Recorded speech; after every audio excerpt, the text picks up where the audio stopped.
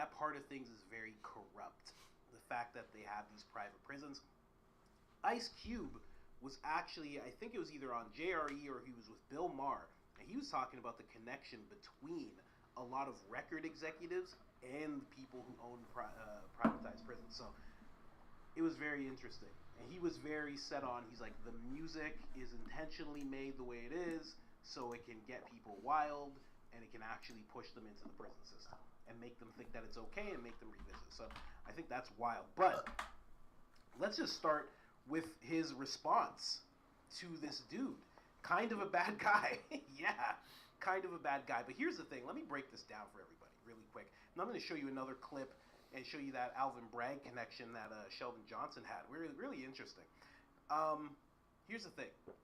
He did pistol whip somebody, and that did get him the 50 years. But before that, he did it again. So he robbed somebody, gunpoint. Again, it was because of drugs. So he's already an active drug dealer. He's pistol whipping someone who owes him money for drugs. He did it to the guy's girlfriend as well, because he had a bunch of people with him. So it was a guy and his girlfriend. Then another time he goes to somebody's mechanic shop. Same thing, still a drug dealer. Does it again, right? And before that, there was a bunch of things that he did. He was continuously being this person who was violent, had weapons, had drugs. And it had been going on his whole life. So when he hit that point that Joe said, some judge looked at this and said, what am I supposed to do with this guy? This guy's been in detention centers when he was young. He came out. He went right back. He went right back. He went right back. So the judge looked and said, this guy, based on my expertise and everything I see here, this guy needs 50 years. And as much as I hear 50 years, and I'm like, whoa, hold on. But he got out early, and he ended up killing somebody. So maybe that judge was onto something. Maybe the judge, maybe 35, I don't know. But the judge was onto something. He saw something in this guy's rap sheet and in him when he was talking to him to make him go, this guy needs a say in. As well as Sheldon's son actually killed somebody as well. And throughout the whole JRE episode that he was on, he kept talking about how, his father's father, son, him, they all went to, he said generational incarceration. As if it was this a very woke term. You won't hear that from many people. Generational incarceration. I know there's some people who be like, oh, that's actually true. It's like, well, like I said in the last time I covered this, somebody has to take responsibility. You don't just get to be like, well, my father did it, so it's fine. Like, no. At some point, especially when we're looking at Sheldon, you look at your father, he went to jail. You look at your son, he went to jail.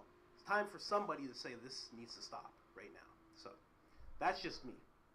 Sounds a little rough, but honestly, I don't know. I don't know how else to break that down. It's somebody needs to take responsibility, and somebody needed to stay in jail another 25 years, because as soon as he got out, literally within a year of getting out, he ended up shooting somebody. The person that he shot, this guy Colin Smalls, was actually from a jail beef.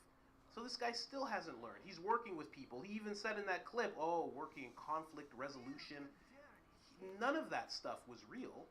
And anybody who watched that episode he was in could tell this guy he's not like the rest. When Josh Dubin has people on, it's usually beautiful stories of people wrongfully convicted that all of a sudden, have this life in jail, and they stay strong through it all. They stay positive through it all. They get out, and they're beautiful people. That's what before Sheldon was on, the last person he had on was an amazing man. Amazing man. So to just talk about Joe's point of, did prison make him worse? Well, think about the other guy. The other guy that he had on, and I'm sorry I can't remember his name. It was something Brent or Bryant or something like that. He was a black guy, bald guy. And he went to jail for 30 years, something that he did not commit. He stayed positive through it all. He worked to make himself better. He got very educated, and he came out, well-structured guy, like really good guy. It was a beautiful episode. It was so great. You really felt for the guy, and he hasn't chopped up anybody's body. So So you got to think right there. One guy's in jail for 25 years, comes out, murders somebody. Another guy's in jail for 30 years. So when you kind of take that position of did prison make him worse, I would say no. I would say that guy was, as we used to say when we were young, that guy was haunted. That's a haunted person, where it's just they have something in them that makes it so they cannot stop doing what they're doing. He's a haunted person. I'm going to play another clip for you guys. This one, very odd stuff.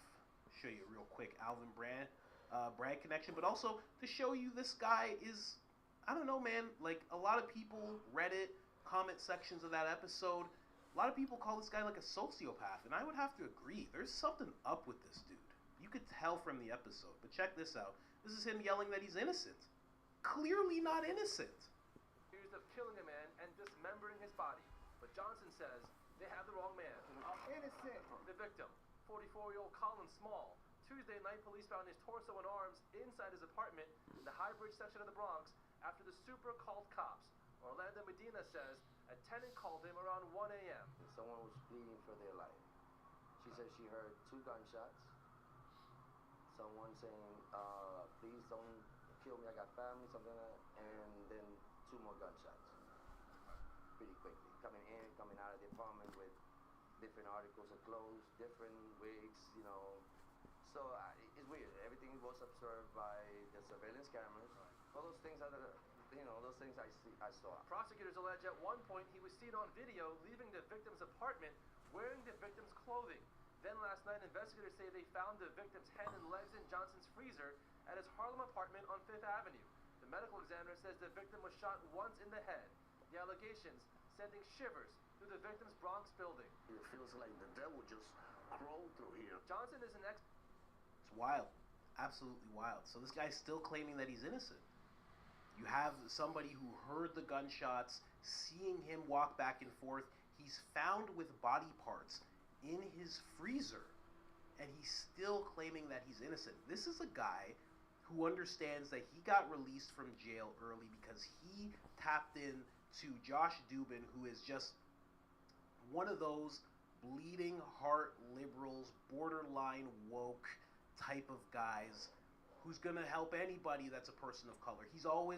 Josh Dubin is always going to have the narrative, no matter who he sees in jail, that if it's a person of color, they probably didn't deserve it. They should be released early. He's always going to have that mindset. And God bless him for it, right? Because he does a lot of good work. But in this case, it's absolutely terrible. So, Alvin Bragg, the same guy who went after Trump, the same dude who went after Trump. I was like looking for comments and anything that was going on in the case. And Alvin Bragg, everybody knows who Alvin Bragg is. He's the one that's responsible for the case that's going on right now. He announced that indictment, the indictment for falsifying New York business records in order to conceal damaging information and unlawful activity from American voters before and after the 2016 election, which we all figured out was Trump actually just wrote, I think he wrote legal expenses. He was paying a lawyer for something, so he recorded it as legal expenses, and somehow that's falsifying things. So, that, and look into it, that's what it is. For people who don't like Trump and they're like, that's no. Go look into it. That's what he did. That's all he did. So that gentleman, Alvin Bragg, who Trump does not like at all. This is him and Sheldon together. I found this, I was like rooting through articles and I'm like, wow, Alvin Bragg with Sheldon Johnson. Absolutely wild. Look at that, going after Trump. Meanwhile, he has a dude who's chopping people up in his like right around him. Isn't that amazing? And you know, Alvin maybe he didn't know this, that, but you know, it's just it's when I saw this image, I was like, well, this is no different. Like Alvin has this dude around him. It's no different than the Biden administration hiring that dude that was like stealing people's luggage and wearing like he was stealing dresses and from the airport and wearing them, and you know the bald guy who's in his name was Sam. He was in charge of nuclear waste disposal. This is the same thing. They just have these you know, no offense to that Sam dude, they have these odd people around them, you know? Not comparing Sam to this guy, but it's just, it just kind of sparked that memory of like, yeah, they just have these different type of people around. So yeah, that's a very interesting little connection that they had. And also, this is actually a picture of Colin Small. That is who was heard screaming in the apartment building. And then Sheldon here in a wig. And that's also the thing. This guy was so premeditated with what he did. You couldn't say like, oh, he just got caught up and he just decided. He had a firearm. The guy's pleading for him not to do it. He says he has this conflict resolution stuff in his head. He still executes the guy. He ends up. I've never even heard of this. He looks at the body on the ground, knows this is so demonic. He says, "I'm gonna chop this up and I'm gonna bring it to a different freezer and I'm gonna just hide the body for a while. That's all I gotta do. I'll just go in and out. I'll put on wigs, this, that." Like, this dude needs to be in jail. He's one of those people. And for some reason, every time I do videos like this, there's always black people who are like, "Oh, you're one of those guys." Like, why are we always defending the worst of us? Why? He's bad. He's a bad guy. He needs to be in jail. He chopped up a body.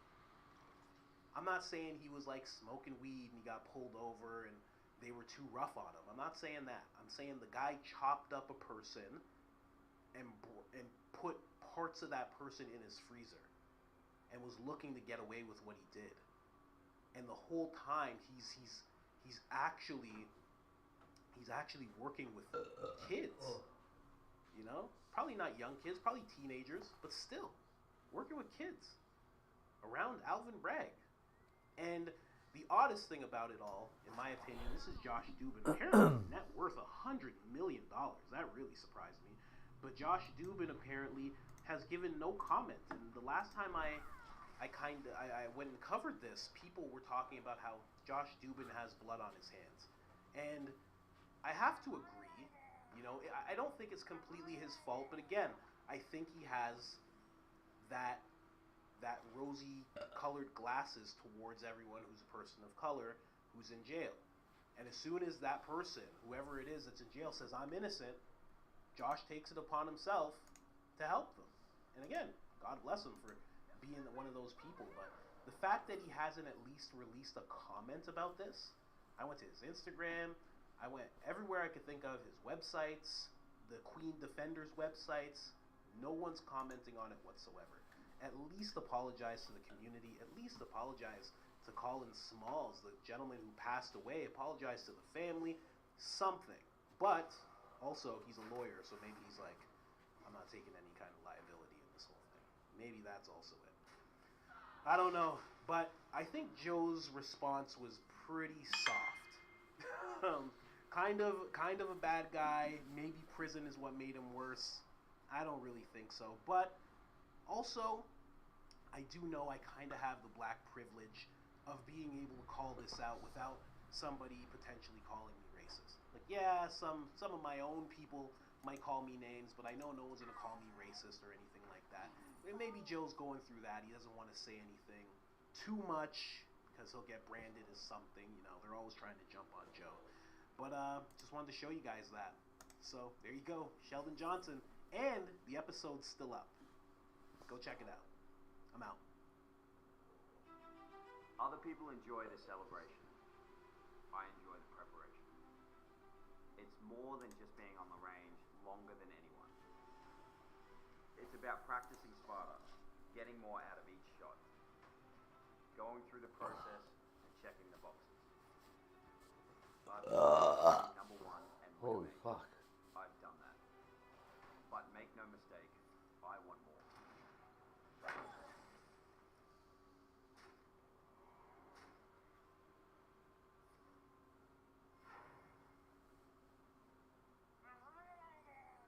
This is the Busta Rhymes that none of us have ever seen before. Busta Rhymes says it himself. This is a Busta Rhymes that nobody's ever seen before. You will walk away from this conversation understanding not only what it takes to reach the very peak of your powers, but to stay there for 33 years. to have the insane consistency, discipline, dedication, and in his words, addiction to something that will take you to the very top. But then also you'll see the forces in life that take you from that peak to the deepest depths of darkness. And once you're in that darkness, how do you rise from it? How did Buster take himself from the darkest moment of his life that he's really not talked about ever before, back to the peak of his powers? This is a human story. It's one of the most inspiring stories we've ever had on this show, and it's a side of a guy that we've known for many, many decades that I have never seen before. Thank you to Buster for this conversation. And if you like this conversation, if you like what we do here on the Diary of a CEO, before we get started, I've got a 10-second favour to ask you. About 62% of you, roughly, that listen to this podcast frequently haven't yet hit the subscribe button. So if you can hit that subscribe button, it is the reason why we're able to get guests like Buster Rhymes to come here and have these conversations with me. I feel like we're a team here. Give a little, take a little. So if you could hit that subscribe button, that'd be absolutely amazing. It's the only favour that I'll ever ask from you. And I promise you in return that I'll do everything to give you more guests like this one and guests that you love. Enjoy this episode.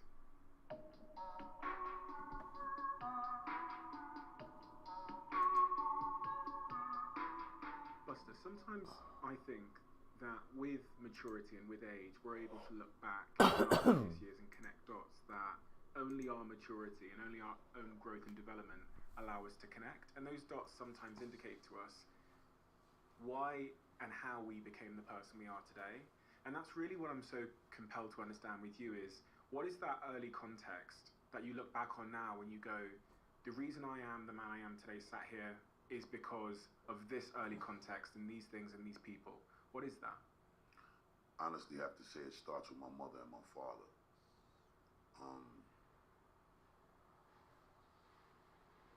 My mother and my father was strict.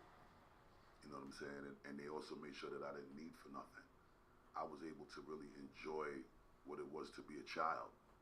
And, you know, I don't have to sit here and mislead people. Like, I come from some poor struggle, and I come from this hood shit. Like, yeah, I was in the hood. I was in Brooklyn, East Flatbush, Brooklyn, New York.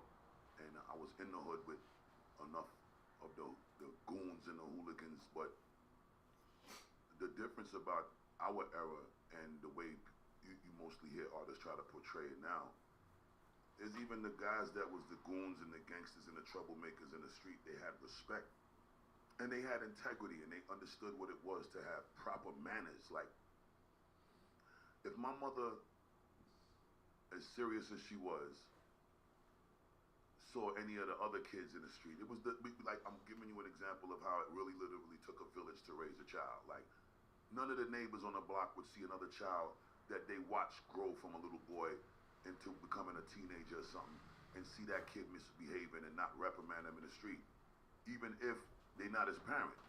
So my neighbors had permission to bust my ass if I was misbehaving. And then they would tell my mother, and if my mother felt like I misrepresented her to make another neighbor have to discipline me, that was gonna get me another ass beating. So you ended up getting 2 ass beatings for every one trouble that you caused. You know what I'm saying? And that shit was important because I think that as a community, that shit is something it doesn't exist anymore. You can't tell nobody else kid nothing. Kids ain't trying to listen to you tell them nothing. They'll lift up something and fling it after you or go upside your head and disrespect you because it's just a totally different value in the way things are done in the community.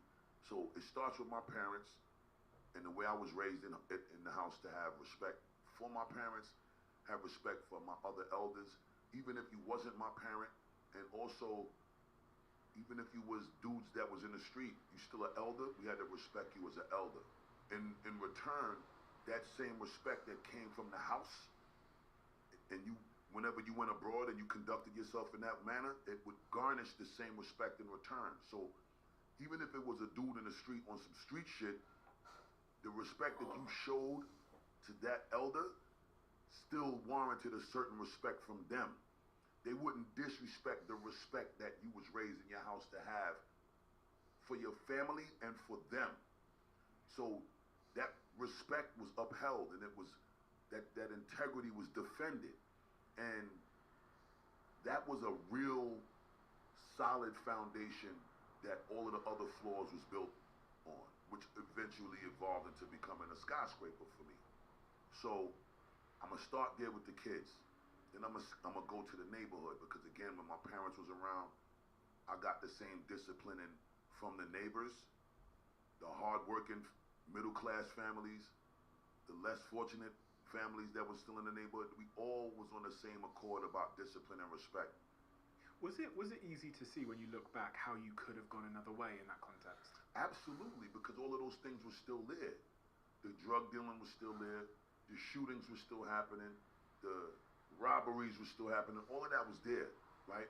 But the beautiful thing was there was a serious presence of balance that was just as impressionable as all of the things that was the negative presence that was strong, and that did get a stronghold on a lot of the youth in the community at the time too. How come you didn't go the other way? I did. I just was fortunate enough to have something like hip hop that was able to be an alternative that saved my life, changed my life, and I had some incredible people that was around me to support me when I found this interest and I identified with my gift as an artist, to be able to entertain people, perform, articulate my thoughts through song and rhyme form. And I had an incredible support system with my moms. I had an incredible support system with just the other friends and family that I grew up with that was in the community. And then, last but not least, the determination that I had to want to be able to not disappoint the people that I knew that really was proud of what I was doing, good, bad, or indifferent. Who are they? It was all of them. All of them. Right? So for example, I pissed my moms off when I decided I wanted to start selling weed and selling crack, right? And the guys that was in the street that I was doing it with, when they realized, even though I was doing it and it was cool for us to do it, they didn't really want us to do it. When they started to see that we had potential to do other things that was gonna keep us safe and keep us away from the street, a lot of the time they didn't have a better opportunity to offer us. So they made sure that they was as present as they could be to guide us through the shit that they didn't even want us to do in the first place, which was the stupidness we was carrying on with in the street. So they did everything they could to minimize the bullshit that we would get into, so we don't get killed, so we don't go to jail, so none of that shit would happen. But once they realized they didn't have a better opportunity for us, that is what they felt was the best that they could do. If we're gonna do the bullshit, we gotta be there to protect them and make sure that they straight, and we guide them so that they could do it the best way with the least amount of bullshit. As a younger kid, right? When they started to see that this rapping thing and this hip hop shit and breakdancing and graffiti and DJing and all of that shit was something that we started to generate interest for, that's when they started to encourage us to do that more. Instead of cracking. Instead of selling the drugs, instead of selling weed, instead of stealing this and taking that. And so they were so happy to see we found another way. They wanted us to do that. So the more we did that, if we started to show them any indication as we was making progress that we wasn't continuing to be productive, now it felt like it was pissing off two sets of parents. I'm already pissing off my parents because I'm with them in the street. Now they see me doing this music shit. They like that shit. They proud of me. So if I'm not doing well in that, now I'm disappointing them too. What was the consequence of your parents separating at 11 years old? Because I think about me being 11 years old. I remember a conversation. My mum's Nigerian. I was born in Botswana. My dad's English. Right. I remember around that age, about 10 years old, my parents calling me in and basically telling me they didn't love each other anymore. And it was like the world had broken in half. Yeah. It was like you can't comprehend the concept of these two people being separate. It's like being torn into two pieces. Yeah. How was it for you at 11 years old when you find that out? It was a disaster. disastrous for me because, like you said, you can't really ever wrap your head around that. As a child, you don't know how to conceptualize that. Like, obviously, there was things that I was able to do, and there was enjoyment I was able to have when I spent time with my father that I couldn't get when I was with my mother. There was things that I was always able to get as far as nurturing and being cared for and being babied from my mother that I couldn't get from my father. And obviously, divine order is mother and father to make baby, right? So I definitely didn't want to lose neither one of them. Did you change? I definitely changed because I wasn't I couldn't figure out how to find my the behave kid that I was, even though I was still getting into shit. The bullshit really started once my mother and my father got a divorce. The misbehaving really started picking up. The disrespect started to pick up and intensify. The anger was just a lot more. Why? It overwhelmed me more because I wasn't happy with my situation. And then I wasn't happy with the way that I was directly impacted by their beef. So like, you know, there would be times when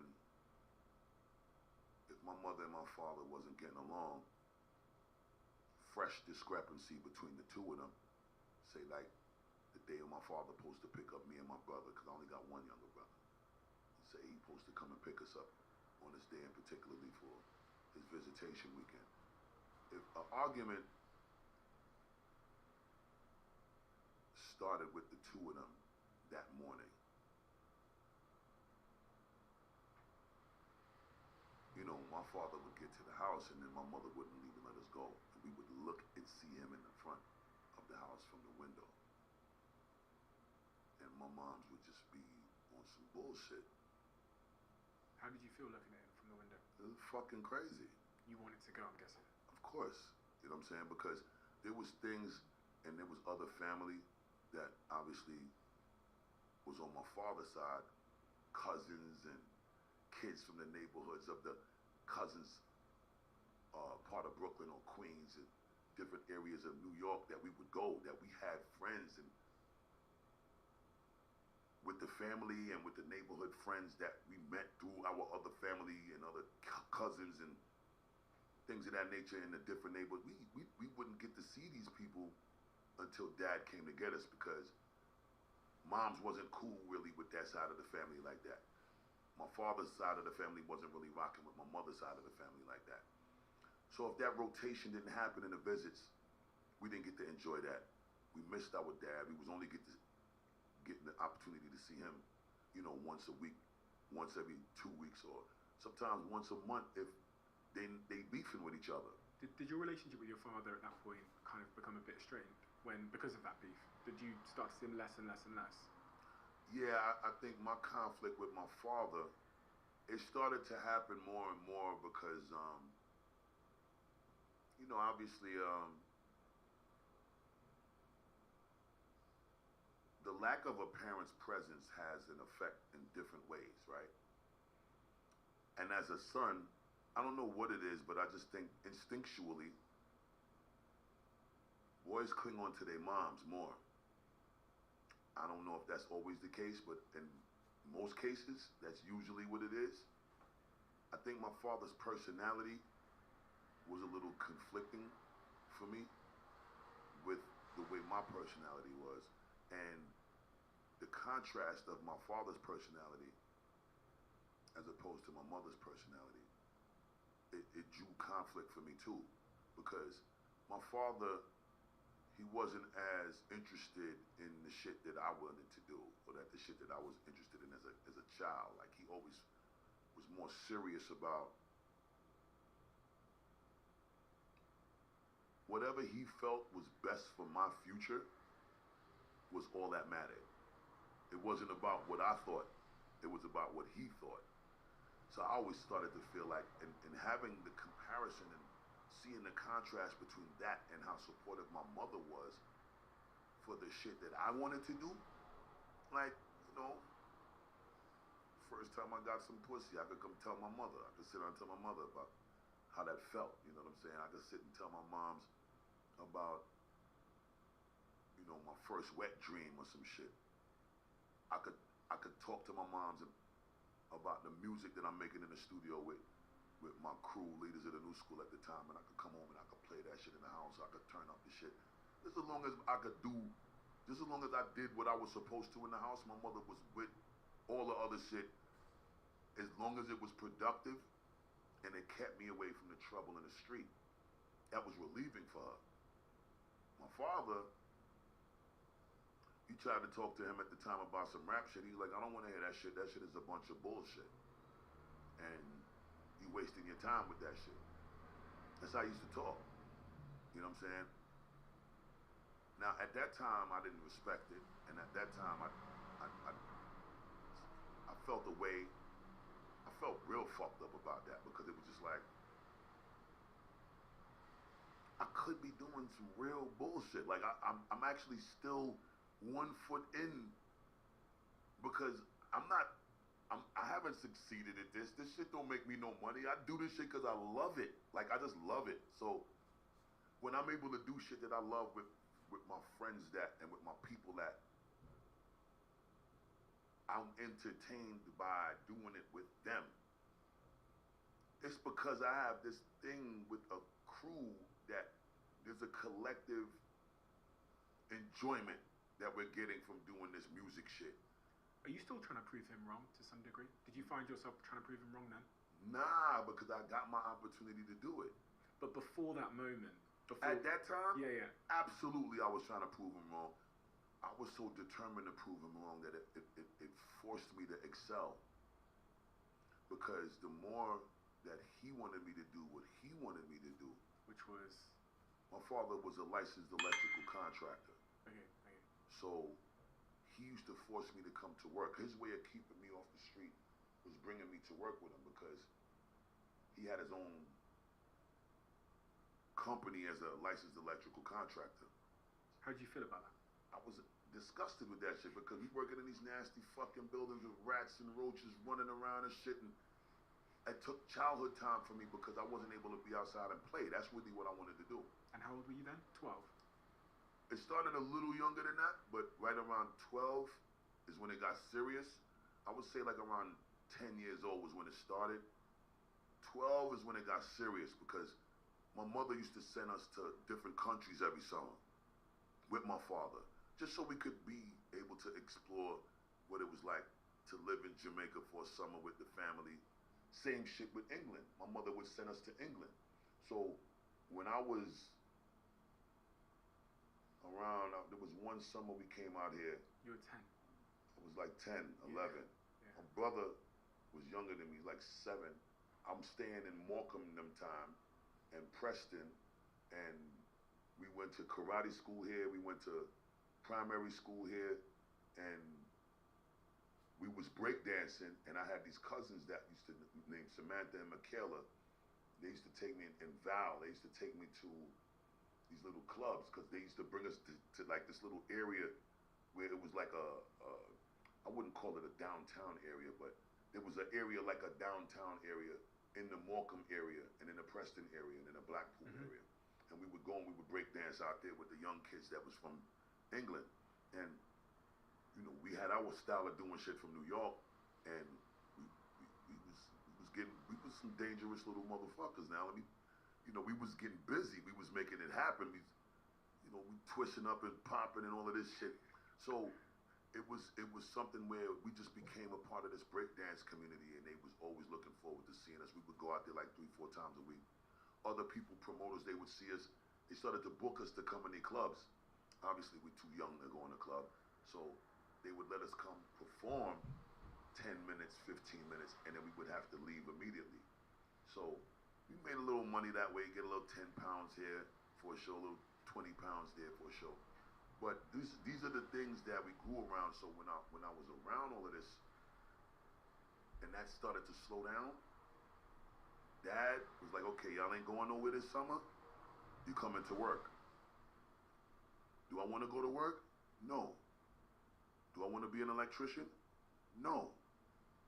Do I want to be fucking pulling BX cable through sheetrock? No. Do I want to be hammering nails and then bang my finger? No. Do I want to see rats and fucking roaches crawling over my shoes and my Timberland boots? And I don't want to do none of that. And I'm watching kids riding up and down and pop a wheelie in on the bike and music playing outside, and I can't do that shit. I used to be super angry at that shit every day with my father. What did you want to do instead? I wanted to rap. I wanted to make music. I wanted to break dance. I wanted to do all the shit that hip hop consisted of. Like I became the embodiment of hip hop, and it was the thing that was my excuse to not go to work. Why did you want to rap? Well, number one, I wanted to be the DJ first. Okay. You know what I'm saying? The DJ thing to me though, I never really got good at it to be the DJ. I was able to do it, but I was never nice enough to become the superstar DJ. And at that time, the DJ was super important because all of the groups had the DJ name. So the Grandmaster Flash and the Furious Five, Jam Master J, Run DMC. Like the DJ was always the solo. It was like he was the big shot. So when I'm not really the technology dude, you know what I'm saying? So all of this equipment shit, like it was just a little complicated for me. And then I actually became an MC by accident. And the interesting part about that was I caught 2 charges selling crack by the time I was 12. And fortunately, the laws was different, and I was a minor. So I didn't see no serious trouble, but I was definitely on my way to getting into some serious trouble if my mother didn't say, all right, enough of this shit, we gotta get you out of here. That's when she took me from Brooklyn and brought me to Long Island. When I got to Long Island, that's when I met Brown, C. Brown from Leaders of the New School, Dinko D from Leaders of the New School. Milo is my mother's sister's son, so he's my first blood cousin. But before we brought in Milo, and even before we brought in Dinko, it was me, Dinko, and another dude named Mystery. Mystery was hustling in the street too.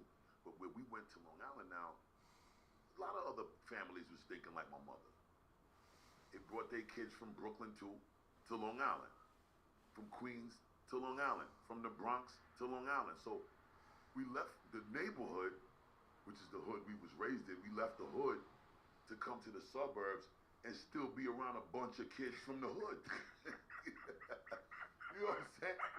So the same shit you was running from, we found a way to do the same shit in these nice neighborhoods now. And here we come as the generation terrorizing these beautiful neighborhoods. And we fucked these neighborhoods up. When you say you became an accidental MC, this is what happened. I wasn't rapping yet. I was only breakdancing, I was only popping, and I was DJing a little bit, and I was messing around with the graffiti. I wasn't rapping yet. So when I moved to Long Island, I meet Charlie Brown. I meet Mystery. And what ends up happening is in this junior high school now, they got like these lip sync contests, they got rap contests, and you know, we now finally getting a chance to experience what it's like to be in school where you have periods, different periods in classes, and you in one class for 45 minutes to an hour, then the bell ring, and then you switch. I got the hallway action, everybody talking shit. Go to the next class, you flirt with a couple of chicks on the way to the next class. So all of that interaction is starting now. Puberty kicking in crazy. You know, you're 13 years old, 12, 13 now, you're starting to get your hormones just moving different. So obviously you're going through the stage in your life now where you want to impress everybody. You want to be the cool guy in school. So whenever you came to Long Island from the 5 boroughs, it was a thing. Oh, that's the new kid from Brooklyn. Oh, that's the new kid from Queens. Oh, that's the new kid from Bronx. That's the new kid from Staten Island. So me being one of the new kids from Brooklyn, it created this talk. And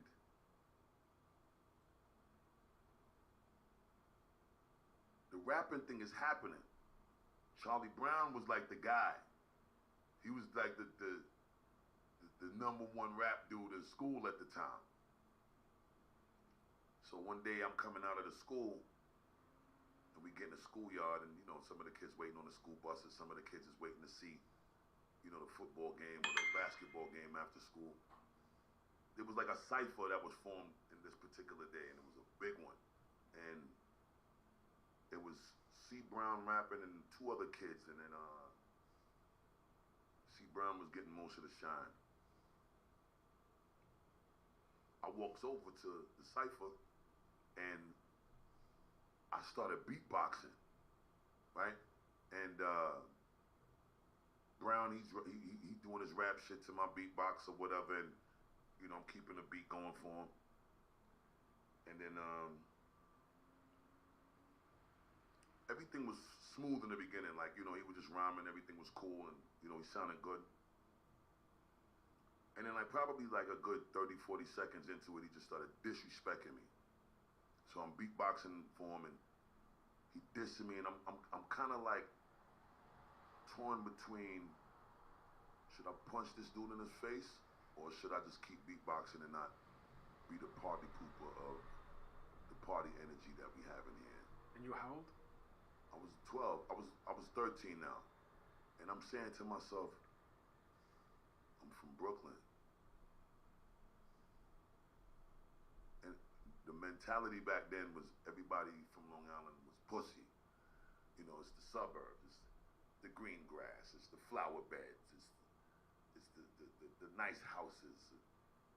We come from concrete jungle, we come from projects, we come from struggle. So I'm looking at this dude and I'm just looking at him like, I'm gonna fuck you up like in 2 seconds because you a pussy to me, but you disrespecting me in front of all of these people. And if I don't do something, then they gonna look at me like I'm a pussy too. So as I'm getting ready to do something stupid, the rhyme stopped. Like he was done, and everybody was bigging him up, and I ain't want to look like a sore loser, even though there was no battle. He just chose to diss me for no reason. And I couldn't understand it because I'm like, yo, I'm here to support you right now. I'm giving you the beat and the whole shit. The fuck you doing? Long story short, that was the day. I said, all right, I'm going to go home and I'm going to write a rhyme tonight. And I'm going to come back tomorrow and I'm going to fucking disrespect this you in front of everybody. The same way he dissed me up in front of everybody. And the next day, I came to school. I waited all day. I ain't tell nobody shit. We got back in that same yard. Nice big crowd the next day. He rhyming again. I started beatboxing for him again. Like it's the exact thing happening like the day before. So we going and I'm doing what I'm doing and everything is cool and nobody ain't got no clue because I didn't say shit to nobody about having raps ready. And the crazy shit is when I wrote my rhymes, I was listening to a bunch of LL Cool J shit. Because at the time, LL was battling everybody on record. You know what I'm saying? He's battling Kumo D, battled Ice-T, battled, he was the one that was trying to take everybody's head off. And I was like, yo, I want to come like LL so I can tear this boy head off. So I ended up doing my shit. And somehow it went from me beatboxing to him and for him to me telling him, yo, why don't you do a beat for me? And he was like, oh, you got raps ready today? I'm like, just do a beat. Let me just try something. So he did the beat. And I started off the rhyme on some calm shit. And then when I started to get into the disrespect lines, that's when the whole thing just started to happen on its own. Like, my frustration and then me seeing the people reacting to my shit the way that I wanted them to, it just made me more confident, more cocky, more charismatic. And that's when the whole Busta Rhymes thing started to happen. And my name wasn't even Busta Rhymes at the time. I had a fucked up rap name at the time. What was it? Yo, my name was terrible, yo. My name at the time, I had two. I had my name from being a part of the 5% Nation of the Gods and Earths, which that name was cooler. That was Lord Tahane, right? But somehow I abandoned that to become like the rappers that had 3-part names, right? Is there a reason you're not telling me? I'm getting to it. I'm just trying to help with, I'm setting it up with the proper prerequisite. So, LL Cool J is a 3-part name.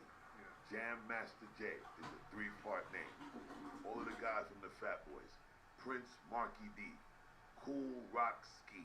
Them dudes had 3-part names, right? I changed my name to Chill O Ski. Yo.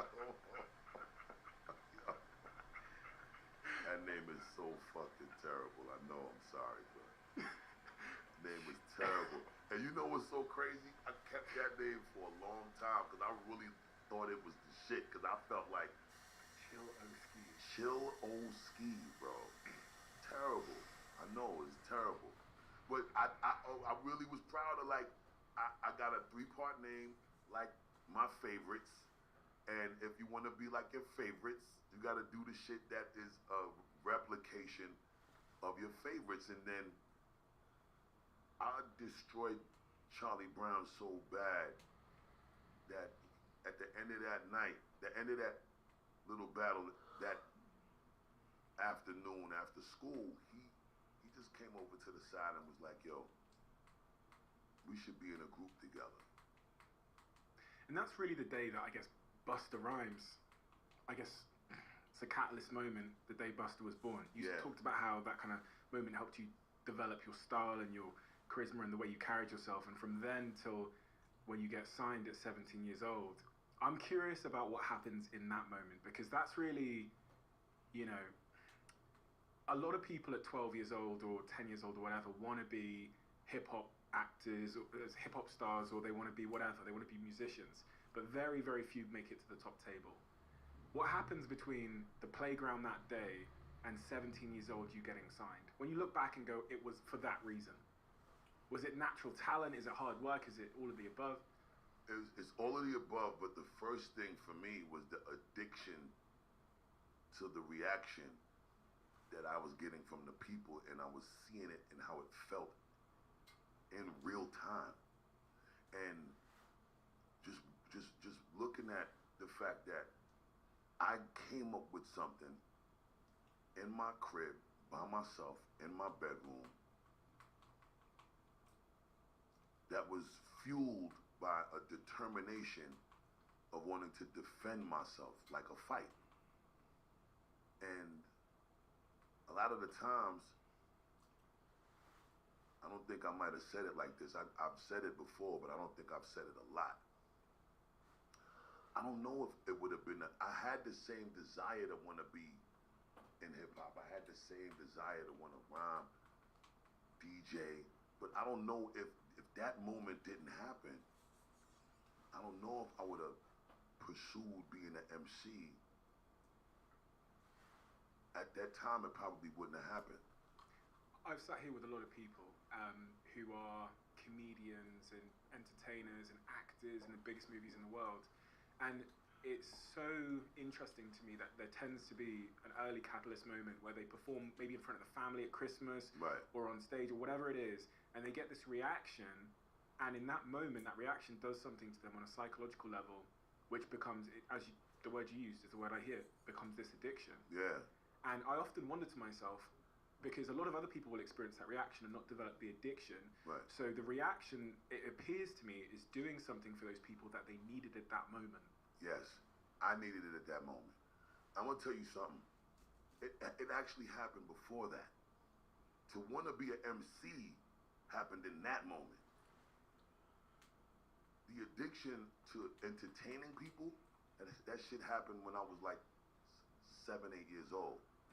Maybe even six years old, because where it started for me initially was, at the time, and particularly like I was saying, how the neighborhood was back then and how we was raised in our house back then. My mother and my father, we had to go to bed at 9 o'clock on a school night. And on the weekends, when we was that young, we might be able to stay up until about 10 o'clock, but we still had to go to bed by a certain time. When my mother had company on like my father, and they had like family and friends, or, they just had their little grown-up get-togethers, and they get to drinking a little bit. Sometimes, they so entertained by each other's company, they forget to send us to bed at 9 o'clock. They playing music and shit. And I used to have to do things. I would try to creatively come up with ways to avoid being sent to bed at 9 o'clock. So when they playing music, the first thing that I would always get into doing is reenactments of Michael Jackson and from the Jackson 5 and James Brown dance routines. So I used to do that shit, and I was nice with the fucking split and spinning around and shit and carrying on. I'm doing all type of shit, and I'm for hours until I literally would be sweating through my clothes. But it was so entertaining that sometimes the whole company that was there for my family, my mother and my father, they ended up cheering me on and rooting me on to continue, and they bigging up my moms about how much talent her son has. And was it not that feeling then that you were chasing? that's what it was first. That's what I was saying. Like, I wasn't thinking about being no rapper then, but I knew what that feeling felt like, and I always wanted that feeling. And that feeling started in the crib, and then it translated into me trying to get that attention in the classrooms, which turned me into a jokester in the class. So I would do shit to get the attention of the crowd from the class, and became like this class clown dude, and I would get in trouble and shit. And then it translated from that into, me break dancing and doing all of this hip hop shit, because I loved hip hop, and I was starting to see what was being created as a movement, and what was being generated as an interest that was taking over. Like, it didn't matter what else was cool at the time. When hip hop started to really become that shit, there was nothing more important than knowing how to do something that was a representation of hip hop. If you was a graffiti artist and you was fucking dope, you became something that was like on a celebrity status level. But that's when motherfuckers started putting graffiti on clothes, and everybody that was involved with hip hop or some kind of representation of hip hop became some sort of celebrity. So for me, that's why I wanted to learn how to do everything in hip hop, because I still didn't know what I wanted to do. The DJ shit, complicated. The breakdancing shit, I ain't like the fucking bruises I was getting all the time. You know what I'm saying? And the graffiti shit, I was cool with it, but it was really when that situation happened with me and C. Brown, that's now when I found that I was able to get the feeling of when I was this little boy dancing for my parents and their company, and at the same time, I was able to have that spotlight on me being the rapper guy. So it's like all of this shit became the thing that I started to grow, not only this appreciation for it, but I started to grow addicted to the shit. That is what I was expecting. In terms of, like, I was just trying to figure out the psychological reason why you became so addicted to this. Because listen, I come from a background where lots of my friends started rapping and most of them fell off. And then there's like one or two of them that just became like their medication to some shit. Yeah. And I've always wondered why they just, like, that individual just stuck at it for all those years. Yeah. But in that answer we have the I think the biggest addiction for me out of all of it was to be able to say to my father, I wanted to be able to experience the day, not knowing if it would ever come, but it was a serious thing. Like, I used to write this shit on my wall and just on a piece of paper, and I would stick it on the wall, and it would say, one day I'm going to get a deal, I'm gonna sign a contract, I'm gonna come home with so much fucking money that I'm gonna be able to tell my father I told you so. That's all I wanted to be able to do. And I wrote that shit and put it on the wall. And I would look at that shit every day. And there would be days still when he would tell me I gotta come to work. And I would look at that sign, and then I would see him outside in the truck, and I'd walk out that fucking house, and I would be mad as hell. Angry. And what I do love about my father as I got older is I understood what he wanted. He just wanted to make sure I wasn't wasting my time. He built this company. He wanted to pass it down. it was love. It's love. It was, he needed his son to succeed. I'm his pride and his joy. And failure is not an option with my father. And I guess where he came from, you know, it's the same with my mother. My mother, when I told her at 18 I wasn't going to university, wouldn't speak to me for years. But she comes from Nigeria. She left school at 7 years old. She can't read or write today. Wow. So I was the only, of her 4 kids, I was the only one that says I'm not going to university. Right. Now she stood in my way and said, don't start a business, etc., etc. But in my maturity, I go, she stood in my way because she loved me Absolutely. at the time. And everyone goes, a lot of people go through, especially sort of immigrant kids and Us stuff. primarily. Yeah.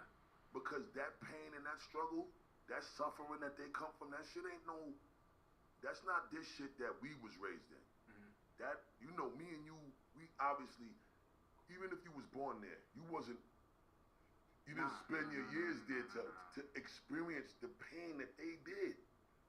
So you come here now, you still don't know they struggle. They know though. They never gonna forget. And they obviously want the best for their babies, man. My father came to the Apollo to see us. And this what made him even more sure about disrespecting me.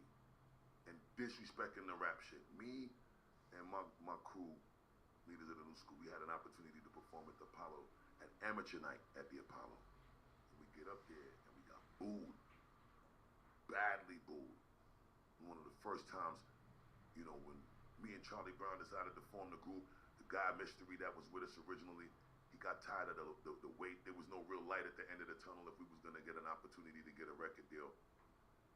He was selling drugs in the street too. He decided he wanted to go back to the street and do that. He ain't want to be in a rap group no more. That's how room was made for Dinko to get in the group, because we still felt like we needed to replace the third rapper. We got our 3 rap dudes now. It's me, Brown, and Dinko. And then I said, yo, we need a DJ. Let me get my cousin.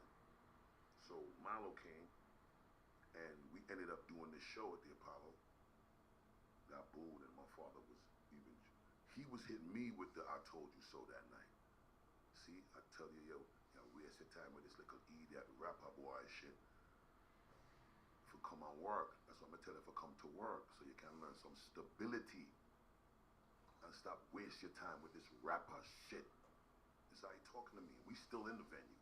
Really? We ain't even leave. He just beating me in the head with this total disrespect. But again, at that time, I hated him for it.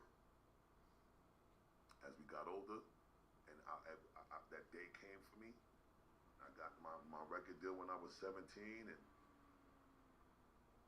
What was it about you though? Was it the unique style and you had a completely different flow that people were just drawn to that raised the energy on every record you touched? It definitely was that, and that came completely from dancehall influence, right? So, are you familiar with like Sting? Yeah. All right, so Sting clashes that used to happen from the 80s all the way down. Mhm. The one thing that I saw in dancehall culture that I wasn't seeing in hip hop was the way when dancehall artists was getting busy and clashing in front of them 10, 15,000 people in that Sting audience, the energy that they had to have to make sure that they're portraying themselves in a way that was just more than the lyrics. It was a complete showmanship that was a collective of things. It was the outfit. It was the jumping around. It was the kicking the foot. It was the flinging your hand and the way you was coming through on the microphone and the flow patterns and the cleverness of the lyrics and the punchlines. It was all of these things. And it was mind-blowing to me because I wasn't seeing that same thing in hip-hop. In hip-hop, you seeing dudes just walking around, you know, they might hold their crutch and they act like they too cool to be that animated. Me, I love that shit. I love kung fu movies. I love karate movies. So all of that shit, hype, and the dancing up and the this and the that and the foot, this, that. I just took all of that shit and I said, I'm going to turn this into what I'm going to do on these stages. And I think that if I master this shit and I could master my breathing, and I don't exhaust myself too soon, try to jump around all over the fucking stage going crazy, I think I might become a dangerous motherfucker that's hard to compete with because dudes are not moving like this on no stage. I'm going to all of the shows. I'm being a student. I'm in the clubs. I'm in the street. I'm everywhere just to see and learn and pull inspiration from somewhere. And I pulled a lot of inspiration from different places, but that was when I found it. Like looking at those Sting clashes and jammies and Kilimanjaro, like all that man from Saxon and all of that was out there, Tipper Irie and all of them, man, like them dudes raised me. It's so interesting because what you've described there is kind of like my understanding of what creativity is, where you pull from so many different almost clouds of inspiration to create a new one. Yeah. And I was thinking about your kids. You said to me before we started recording you got 6 kids and they're around like 20, 30 years old now. Right. Based on what you now understand about what made you stand out different, what it took in terms of your mentality, to use the word student there, if one of those kids comes to you now and says, Dad, what are the fundamentals that I can take from your journey up until that point, at say 21 years old, that would increase my chance of success no matter the industry? What are those fundamentals? So, the fundamentals that I would give my kids, which I've already feel like I've been given to them, is the first thing is identify with what you love, and once you love it, hone in on that thing until you can master it to the point where people can identify that there's no questioning your love for it. That's the first thing. Once you love it to the point where your actions speak louder than anything you could say about how much you love it, that is always the root of whatever success is preordained or destined to come to you, no matter what it is that you choose to do. Because what is actually going to create the revenue is that you're not doing it from a place of trying to generate the revenue. You're going to do this shit regardless. So it's not about the money for you. You're fulfilling something in your soul in your body. There's a feeling that even the money can't give you. There's people that have this money and they still can't find that feeling, man. And it's nothing like it. This is a feeling that really exists, bro, that can actually make you the happiest person in the world. That happens to be my music. Because, and my children understand now, I love my children so much, and I love my family so much. I'm not playing with anything that I know is going to allow me the opportunity to make sure that I can show them and I can take care of them and I can, without compromise, find a way and a means to securing of the well-being of my family. And I found something that I love that has provided me those means and the ability to do it, and I don't have to question how I'm going to get to that on no day. I could be sick, I could be sick and in the hospital and write a song. And even if I'm too weak to say it, I could give it to somebody and work out whatever business I need to work out with that person so they still do that same song. God willing, the success of that song that hopefully is garnished reaches a level of success based on this creation from a feeling that I was inspired by or from a feeling that I got that I can't explain and I can't give to nobody other than through this music that will take care of not just my family, but it actually might take care of filling a space in the millions of people's lives that will hear this shit. That at some point, depending on the impact of the song, they fuck around and see you 20 years from now and become the fucking CEO of Google and will tell you, I am a fan. I loved you. What this fucking song did for me when I was 10, now I'm 30. And then this moment, when I was 10, I remember wearing this little t-shirt with a yellow fucking balloon face on it. And I had my little bicycle outside. And my mother let me play with my two friends 2 houses down. We played this fucking song 10 times in a row until we had to go inside. And that song changed my life. And it gave me the motivation to want to do this thing, evolve into this person, think a new way that allowed me to pursue something that I found that I love, and now I'm a fucking $200 million CEO in Google. I'm a fan of your shit. You're still doing what I love, and I want to sit down with you and figure out something magical that we could do together. Sounds addictive. That's very fucking addictive. Fuck that.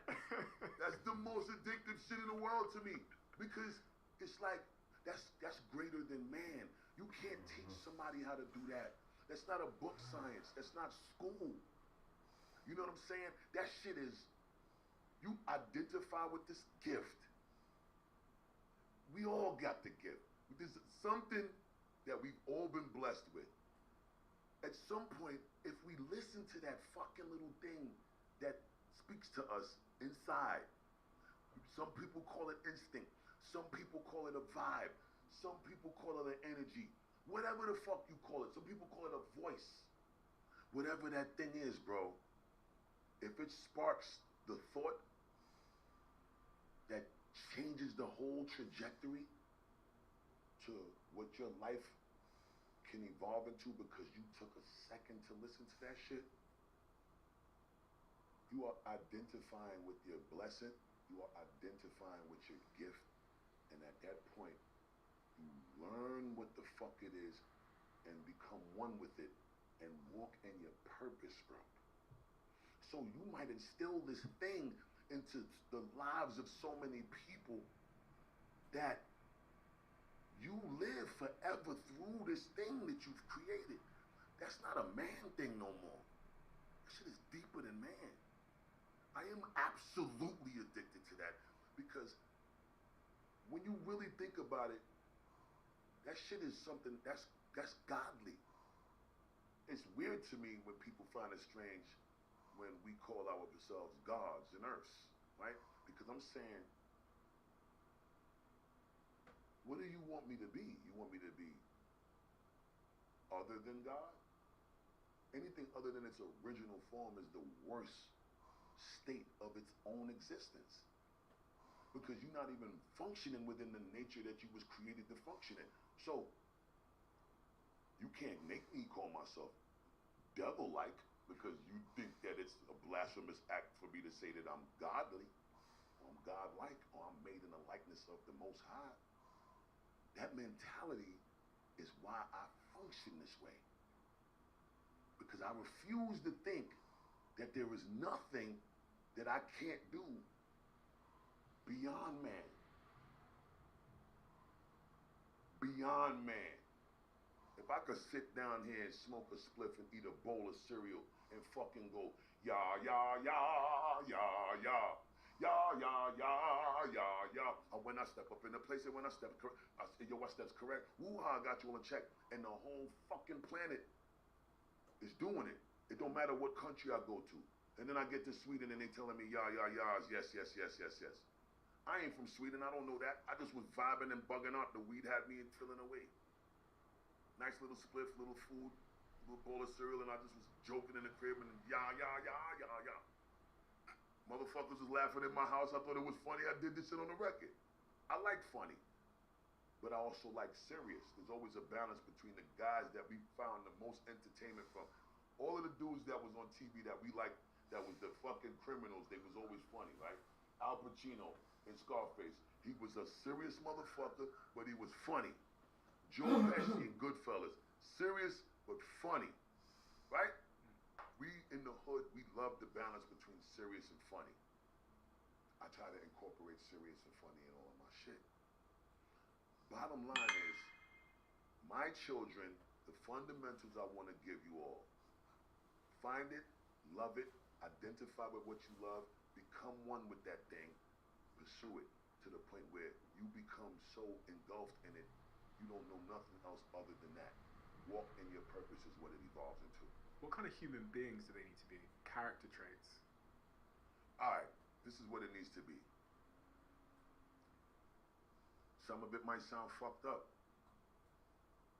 First thing is you gotta be selfish as hell. You gotta be selfish. I don't give a fuck. It's the sacrifice, but without great sacrifice and without great risk, there is no such thing as great reward. Can't have one. That math will never math. You know what I'm saying? Yeah. You have to have, and I don't like this word, but I'm gonna say it because it's true. You have to be a little maniacal with the shit. Maniac, right? That word isn't good in a lot of situations, but when you're pursuing your destiny, when you identify with your destiny, you have to be selfish, you have to be maniacal, you have to be uncompromising. And you have to move in a way, when it comes to those three things, when you function completely in a way where it's an unwavering faith. Like, it don't matter how fucked up that shit might look. It don't matter how much it feel like it ain't gonna work. Delusional. Complete delusion. You gotta believe the delusion. Because it's only delusional until it works. So is it really delusional? A motherfucker only gonna call it delusion until it don't work for nobody else to see, but for the whole world to see. And then once the world see it, there's nothing delusional about it. Now, your delusion becomes, oh, he was a fucking genius. We didn't see it when he saw it. We didn't understand it when he did. We thought this motherfucker was crazy. But he definitely always figured this thing was the thing to do, and he stuck by that shit. When you say selfish, obviously that word has got a lot of different connotations and meanings, but I heard from it that the selfishness is focusing on serving yourself and your dreams and your mission. Like, you were somewhat selfish when you said, I want to be a rapper, even though your father's saying, I want you to come and be an electrical contractor. That was selfish of you to say, no, I want to take care of me first. That's selfish. I'm meaning even more extreme than that. Yes, selfish to my father, because in a way I don't want to look at it as was selfish to him. I was just on some, I don't want to do what you want to do. That's not really being selfish. That's just having a difference in opinion, right? Mm-hmm. Selfish, when I say selfish, it means my children, right? I've had to miss moments that we're never going to get back. I missed my oldest son's high school graduation. I missed one of my daughter's college graduations. I've missed times when I should have been there to teach my child how to drive, or I should have been there to teach my child how to ride a bike. I missed a lot of that, right? And a lot of it had to do with circumstance, and my circumstance, which I obviously contributed to creating for myself, I had to take responsibility for these choices that I made and these circumstances that I created for myself. And the situation that became a real life situation for me left me very few choices. So there was a choice where I could be there for everything, and then the money ain't where it need to be. Or I'm gonna do what I love, not just because I love it, and it brings me joy, and it brings me peace of mind, because I would go to the studio, and when I'm in that studio, and I close the door, and then I'm in those four walls, I don't have to argue with the child's mother. I don't have to argue with my woman. I don't get talked back from people that choose to have a debate about shit that ain't even worth debating about. All of the unnecessary distractions I can leave outside of that room. And when I'm in that room, I am fulfilling my destiny. I am fulfilling my soul, and I'm making myself get to a place mentally where my peace of mind is so where it needs to be, that not only am I allowed to become, feel, think, and evolve into whatever place my mind takes me, I'm then able to get to that place emotionally, spiritually, mentally, create something, put it in a song, change the effect that I can have as an impact through this thing that I'm blessed with as a gift. And then I could come down off of that and be in a happier place, so that when I do get back around the people that I gotta argue with, I'm in a better place to deal with them. Is there sort of guilt associated with that as you've sort of matured and understood and, you know, had time to reflect on missing those key moments? I worry about this a lot because I'm a workaholic, and I think my work is, in many respects, some kind of psychological escape. I'm concerned that when I do have a kid, I've got a partner, we've been together 4 years, I'm 31 now, that I might use my work as an excuse to not be there, or I might not make the necessary adjustment to realize that I only get one bike ride moment. So I'm gonna tell you something.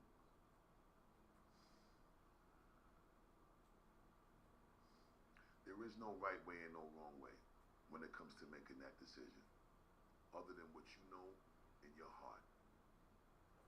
I definitely live with guilt. I feel like there was things that I could have done without to be there for my children. But I also feel like that's me saying that now, right? I'm in a different place now in my life than I was at that time. And at that time, the mentality that I have now didn't exist then, right? And the mentality that needed to exist then for me to get to this mentality now was important. And it was a part of the needed components to exist in my journey for me to be able to have this conversation now, this mentality now. Was that survival? It definitely was survival. When you're dealing with 4 mothers all having you in court systems, all getting significant amount of money for child support, all not in the best place relationship-wise with you. Sometimes business is up, sometimes business is down. You have to be able to be swift and changeable, regardless of the circumstances, in order to stay remainable. Because no matter if business is up or business is down, the courts don't care. The child support that needs to come every month, the mothers need to see it because they don't care. When your kids need what they need, they don't care because they didn't ask for this. You can't create an excuse. That's how I was raised. Your kid didn't ask to be put in a situation that you cannot do what you're supposed to do for them. So it's not their problem. You have to find a solution. It's a lot of pressure. It's a lot. It's a lot. But I also feel like when you identify with your gift, that's part of the gift. That's what makes it the gift. Because the Most High usually don't give us more than we can handle. You know, and with that being said, all of these things we're talking about, which is one of the best questions that I love that you asked, right? What would I give my kids? And I keep coming back to that because I want my kids to understand that focus on what you love is most primary, being selfish. And when I say selfish, not just my kids, but even my woman. There might be a lot of shit she want to do. Sorry. I can't do it right now. I can't do it right now. I could do it later. And then there's moments when you can do it. And you make the time and you do it. You know? But until there's another means of me being able to do what I love and find the fulfillment that I find while I'm doing what I love, this is also a part of who y'all fell in love with. I want to talk to you about one of our sponsors, LinkedIn Jobs, super quick. Because without LinkedIn Jobs, the Diary of a CEO team simply wouldn't exist how it is now. I've probably hired about 90% of our current team through LinkedIn. And I wasn't just looking for CVs as you've seen in my posts. I've never cared about CVs. I was looking for passion, expertise, dedication, and above all else, kind people, which tends to be really hard to find on job sites typically. But with LinkedIn Jobs, you're not just getting a CV dump. It's like walking into the world's biggest networking event. If you're a small business, I get it. We're juggling a million things, often without the luxury of a HR department. But LinkedIn makes the hiring process intuitive, smooth, and super efficient. They've even rolled out a new feature using AI to craft job descriptions for you for greater efficiency. So here's my tip to you. If you're looking to hire the best professionals, make your life easier and use LinkedIn Jobs. And right now, for our Diary of a CEO community, you can post your job for free at linkedin.com/DOAC. That's linkedin.com/DOAC. Terms and conditions apply. Let's talk about Zoe, who you may know because they're a sponsor of this podcast and I'm an investor in the company. You guys know health is my #1 priority. Zoe's growth story has been absolutely incredible so far. They're doing science at a scale that I've never seen before. Because of their members and recent breakthroughs in research, they can now continue to offer the most scientifically advanced gut health test on the market.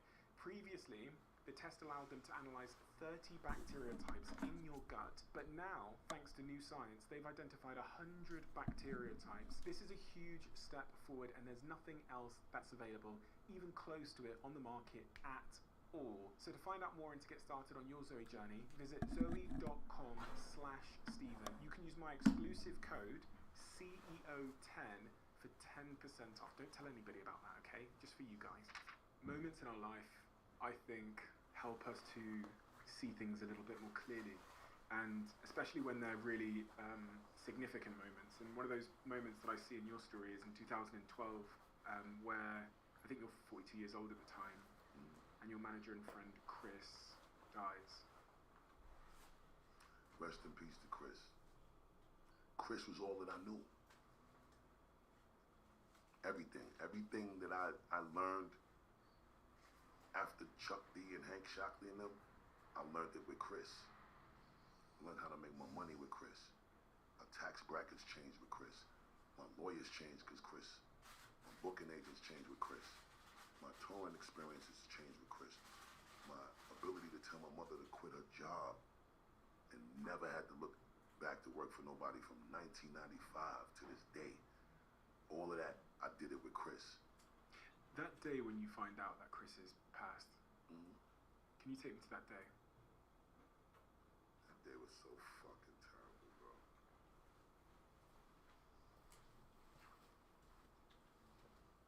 Wow.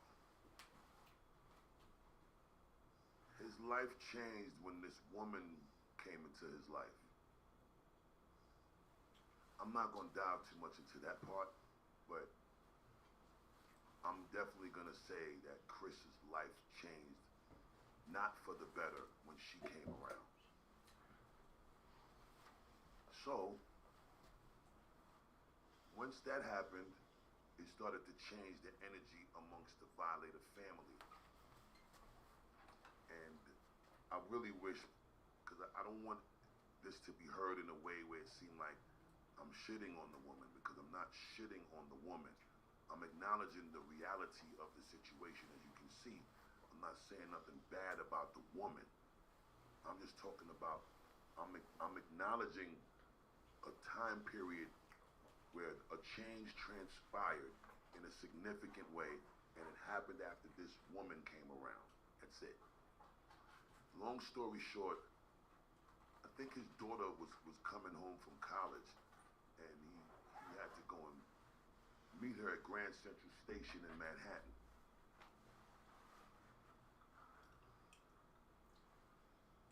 So he asked me for a ride to Grand Central Station, and I give him the lift to Grand Central Station, and that's the last day that I saw him. The next morning, I get the call from his assistant that something happened to him. And I'm asking what happened to him, and they just said he hurt himself, but they didn't say, that he was dead. They just was like he hurt himself. The assistant called this young lady, I forget her name, at the office. And when the young lady answered the phone, we're on the three-way. And she's crying and she's screaming on the phone. And she just kept saying, Chris hurt himself, Chris hurt himself. And the assistant is asking her, what exactly did he do to himself? And she said she don't know. He just hurt himself. And then we asked if he was dead, and then she said she don't know. So when we got to Chris's home, we couldn't go in the house. And it wasn't until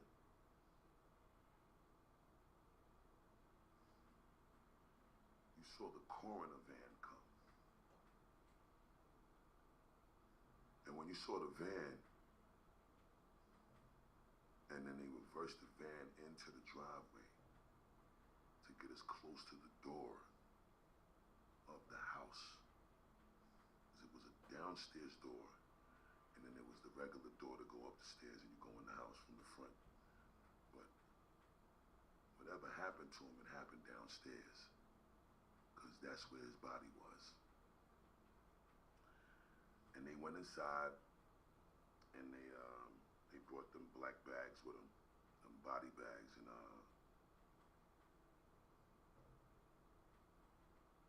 that's when it got real. That's when it changed. Everything changed when you saw the bags. And we knew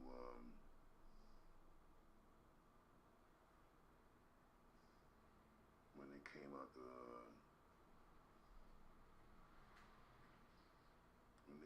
the basement with the bags and his body was in the bags. That's when you knew Chris was never coming back. So the crying started and a lot of arguing started. A lot of threats started. And my life was going in a whole other direction after that. And I didn't like it. Because I was confused about how to move. And I was lost for a minute. Because I never really had to manage my career without a manager. And he wasn't just a manager, he was my brother. So it got scary for a minute. I couldn't get it together, that's why I didn't put out no record for 9 years. And I started to just do different type of business with signing artists and